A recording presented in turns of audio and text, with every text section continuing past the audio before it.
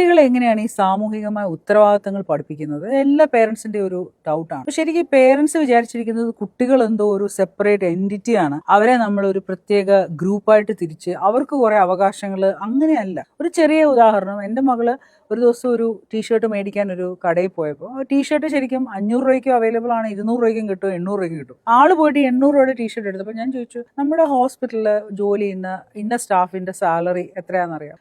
ചേച്ചിയുടെ സാലറി 15,000 റുപ്പീസാണ്. അപ്പോൾ അതിന് ഈ 15,000 റുപ്പീസ് കൊണ്ടാണ് അവർ 3 പേര് അല്ലെങ്കിൽ 4 പേര് അവരുടെ വീട്ടിൽ അവർ ജീവിക്കുന്നത്. അതായത് എല്ലാ ചെലവുകളും, ബസ് ഫെയർ ഉണ്ടാവാം, ഭക്ഷണ സാധനങ്ങൾ, ഇലക്ട്രിസിറ്റി, വെള്ളം, ഇതെല്ലാം അവർ പേ ചെയ്യുന്നത് ഈ എമൗണ്ടിൽ നിന്നാണ്. അപ്പോൾ അമ്മ ഈ പൈസയ്ക്ക് അത്രയും വാല്യൂ ഉണ്ടോ? അല്ലെങ്കിൽ 1000-1500 രൂപയ്ക്ക് ഇത്രയും വാല്യൂ ഉണ്ടോ?